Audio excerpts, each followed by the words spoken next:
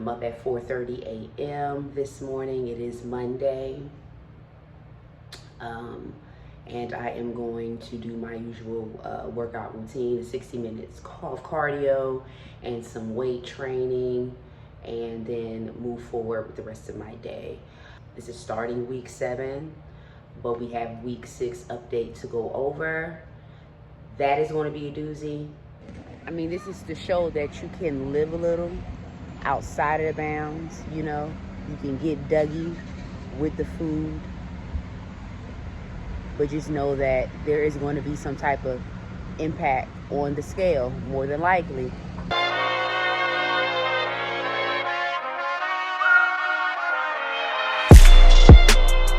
Out here grabbing breakfast. Had a real salty, naughty night last night, y'all. It impacted the scale, but that's okay, because we're going to run through the levels of weight fluctuation just so I have an extreme understanding on what to expect and how to maneuver when eating certain foods, and how not to allow the numbers on the scale to mess with you too much, because you know what's going on. It was real raunchy last night, wasn't it, babe? Yep.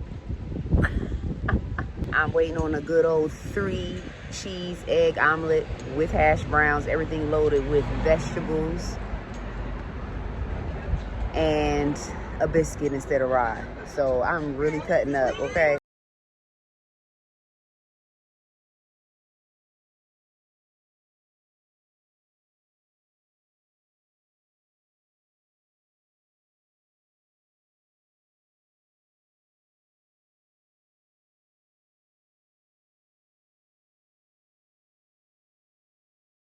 I'm living.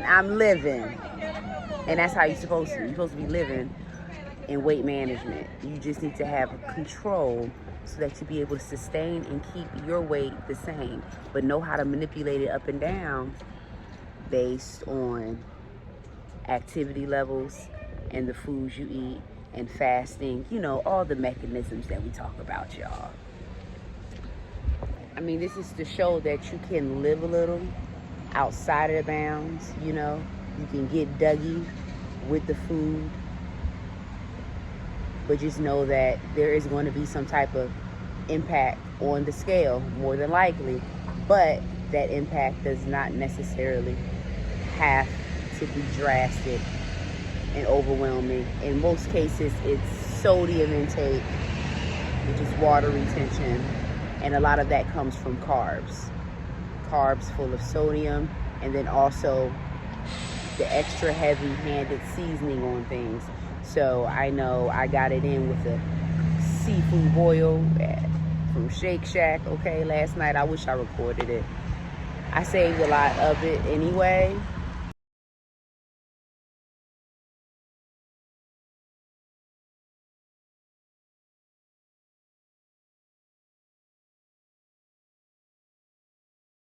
But I know that heavy butter and the salt and all of that, I know I was going to see some difference on the scale, as well as later on I ate the rest of my Alfredo with my vegan meatballs.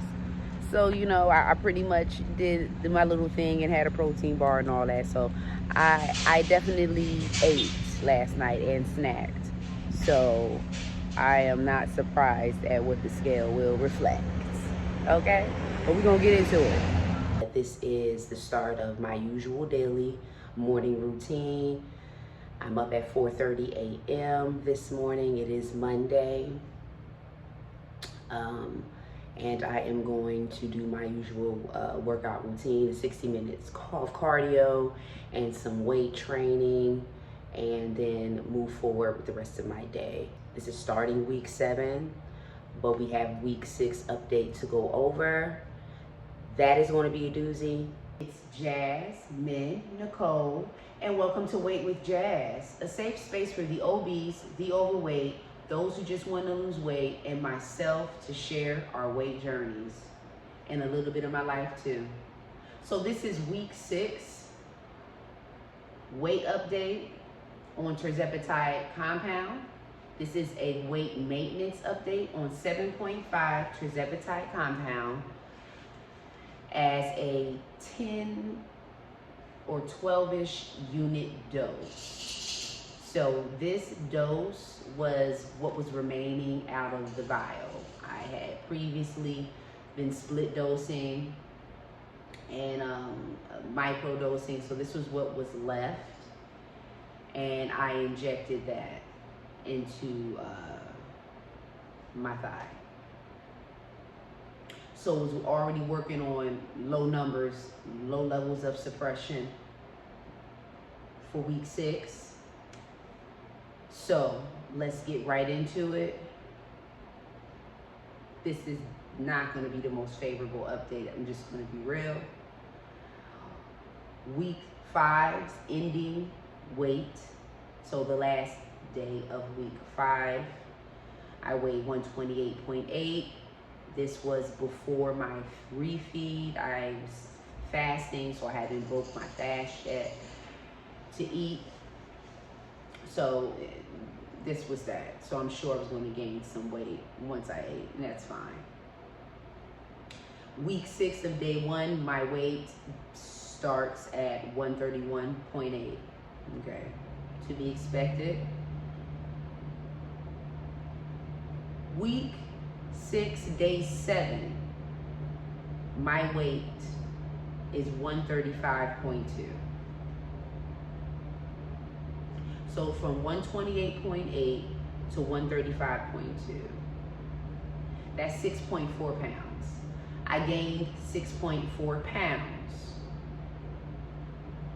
in a week. And let's talk about how. One main reason, I lived a little, okay, for 2 days, 2 separate days, 2 separate meals. I maintained my 1 meal a day, my intermittent fasting 16-8 window. But one particular day, my 1 meal a day was a seafood boil from Shake Shack with my man, okay? And then the next day, it was a breakfast platter that I ate for dinner as my 1 meal. This is food that's from the outside, not prepared by me, so it didn't have my hand of moderate seasoning on it, you know, and my moderate use of, you know, butters, oils, etc. You know, so I cook in a more cleaner way for less calories. But I knew eating out, I was gonna get especially craving that seafood boil. I wanted it, and I knew I was gonna possibly go up in weight, but I didn't think it was going to go up 6.4 pounds. Okay, I didn't know that the sodium intake was that high. I didn't even finish the entire seafood boil. I still have half of it. But of course, it was full of seasonings, Old Bay seasons, everything else, and soaked in butter. So I got a lot of that butter fat. Okay. The breakfast platter was a loaded vegetable omelet, beautiful, delicious, a nice soft biscuit, and some potatoes. I didn't even eat the potatoes for the added carb. I just ate, you know, the loaded veggie omelet and half of the biscuit. But still, it was loaded with all the cheeses. It was a number of cheeses. It was absolutely delicious. And I had the mushrooms, the spinach, and everything, onions and peppers. I did enjoy it, but I'm sure it was cooked in heavy oil. Well, not oil, you know, butter. It's just, you know, it's cooked in a different way, and it's probably more caloric than me preparing the meal. But that's what to expect when you're eating out. So, all right, those were the 2 main hitters, okay, that contribute to this weight gain. I continued 60-minute cardio, 6 days a week, and weight training. That didn't change. And I had about a 1,700 calorie allotment a day. So 1,700 calories a day. I figured that was appropriate after doing the research according to my weight and activity level, that'd be appropriate to maintain my weight and maybe possibly end up losing some, is what I would assume, if anything, not gaining. I really did not count my carbs this week, so that could have something to do with it. I did not count my carbs, so that's additional water weight. Especially, you know, with me eating out, I know I didn't eat underneath 100 carbs with the seafood boil and the breakfast platter. So I chalked that. I know that's for that. Then mind you, I'm on a low dose, 10, 12-ish unit dose.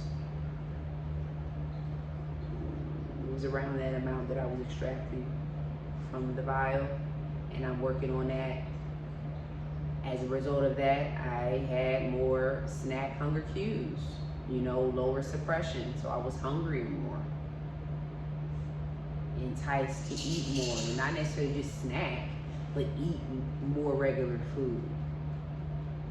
I did not drink my 64 ounces of water daily. That can help serve as appetite suppression and also flush the body out. Flush the sodium out through urination.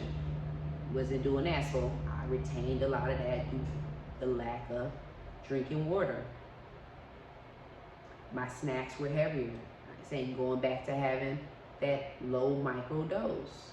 I need to actually have a higher dose because I need the suppression. I'm realizing I need the suppression. I'm realizing my experimentation on doing the micro dose is not looking like it's gonna work out anymore. Split dose seems to be working out fine, you know, but even at a point, I'm wondering if that's even going to continue to work. Will I end up needing to go actually back up to the full dose of 7.5? And if I need to do that, would I be able to handle it now that I've, you know, split dose so long and the medication is pretty much adjusted to me? I may not even have that many issues, but that's not what I'm planning to do. Just thoughts. But I do know that I'm not going to continue to microdose. I'm going to split dose because I do need more of the appetite suppression. So now, as long as the appetite suppression continues at the minimum level, it's fine enough. I will remain at my split dose. If it doesn't, then I will need to test out going up in my dose. Hopefully it's not the case, okay?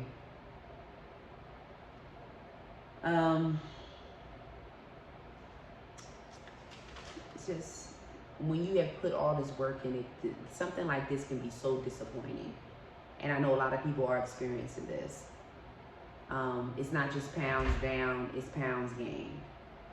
You're doing great on your GLP-1 maintenance, not maintenance, unless you are in maintenance, your GLP-1 weight loss journey, following most of the rules. You know, you had a moment, we call it a cheat moment, whatever, nothing too drastic, and you seem to be pushed backwards on the weight scale. That's enough to put somebody psychologically backwards, okay? And just completely derail your plans. Like, I mean, you can, I'm glad I'm really trying to stay strong and true, okay? Because I'm not gonna let this take me. I'm gonna fully take weight management under complete control, okay? It's not gonna dominate me. I'm gonna figure this out and learn how to manipulate my ways, okay, through, you know, my activities and optimization tools and all that, to keep this weight at bay, even within its fluctuations. And understand the reason behind the fluctuations primarily being water retention. Employ better habits to prevent it. You know, just I'll move forward being cautious, really cautious on the sodium intake more than I was before. So I'm cautious on sodium and carbs. See, I can't just go out and eat anything like I want. Yes, we are all looking for this idea of, oh, just eat what you want, carefree and be slim and fit. No, it's still gonna come with a cost. You're gonna have to deliver some labor with it, okay? Unless you just have the super highest natural metabolism in the world. But let me not just say you, me. I'm going, for me, because this is my weight life, I will always have to be mindful of sodium intake, carb intake, calorie intake. It's the way my body is set up. I'm seeing as I'm documenting my weight fluctuations just off the littlest things, how things can just go away, you know, and how if I stop intermittent fasting and go into eating 3 meals a day, how that will promote weight gain for me. I know for a fact how it would throw me off.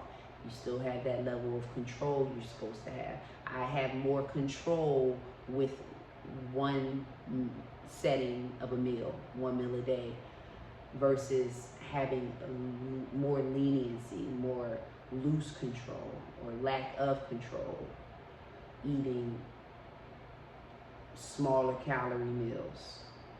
You know, then I don't really feel necessarily satiated, because if I want seconds, that's doubling up the calories. If I rather just have all of my calories in 1 meal, I feel like I've got my full satiation without exceeding the calorie count. And I'm a volume eater, so I do like to eat volume food.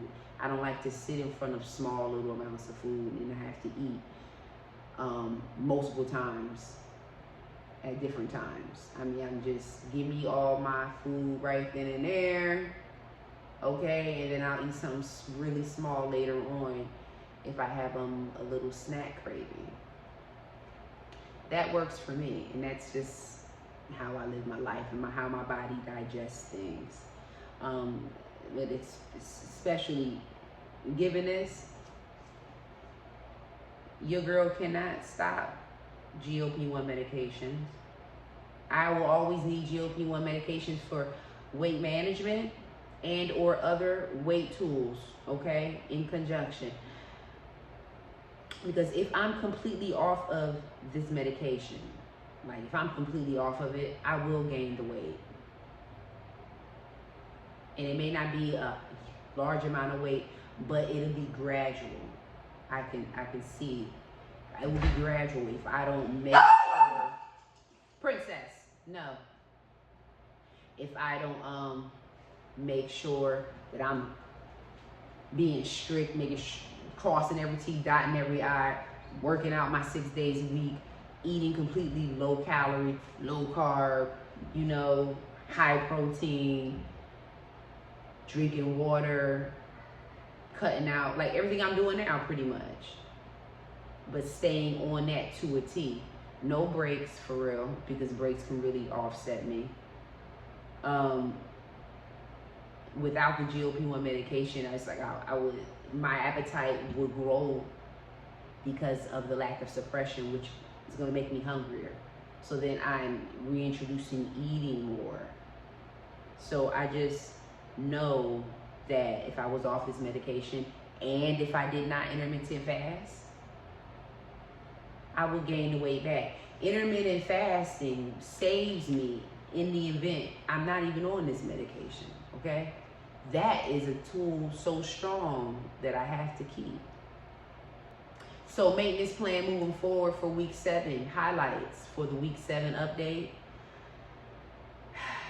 We're going to see if this weight regulates itself back to 130 pounds. It should. We're thinking it's going to regulate by itself. Probably not. It's going to regulate with my continued routine of physical fitness efforts. that still makes a difference because it's still calories in and calories out, which is something that I really don't really understand, because the entire week I've been working out, burning at least 500 plus calories. Like, I count, like, I make sure I burn calories at the end of the day, okay?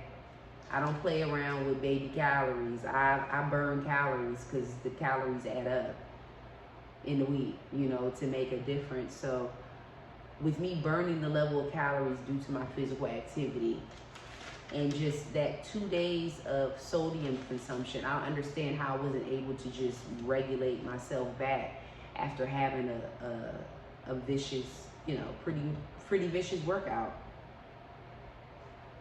Burning 500 plus, 700 calories. You know what I'm saying? I goes those levels. Like, I get lost in cardio. I'm that type of person. It's just therapeutic, and I just like it. So, and especially if I'm trying to achieve a goal, maintain, or whatever the case is, yeah. So how was I able to still gain the weight and still be extremely physically active 6 days a week? My God. The sodium, it's the sodium. It is the sodium. Because I attribute it to water retention and a low microdose of being hungrier, because I then probably snacked a little bit over the 1700, because my snacking was a little heavier than usual this week. The microdose. I'm not going to contribute this to muscle gain, because the weight gain came so swiftly after I consumed certain foods. So it's not weight gain. I mean, it's not muscle gains. All right. So back to the drawing board. The highlights for week 7. It's going to be a little struggle because I'm skipping a dose. I have not received my Tirzepatide compound medication yet. It is still on the way. However, I do have my Lipotropic MIC-B, my Lipo-B medication, and I will inject that on Tuesday, tomorrow. I'm going to start off with that, and then the following week, my usual Mondays for my Tirzepatide injection will occur, and then the Tuesday, the Lipo-B injection will occur. That's how I'm going to administer those medications. So, and I'll keep you guys updated on that. I'm going to increase my water intake, keep my exercise level the same. These are highlights moving forward for the next week, week 7. I'm going to keep my evening snacks clean.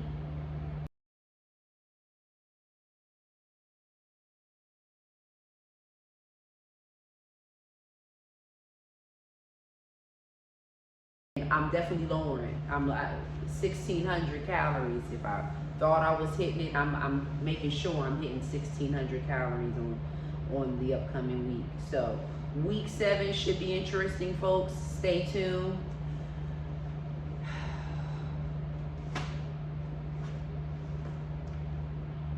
This is my week 6 update on 7.5 Tirzepatide compound. Child, I gained 6.4 pounds. Said double check that and make sure it's real. It's alright. We'll meet again, and we're gonna have some different information again, okay? I will see you in the next video. Be real.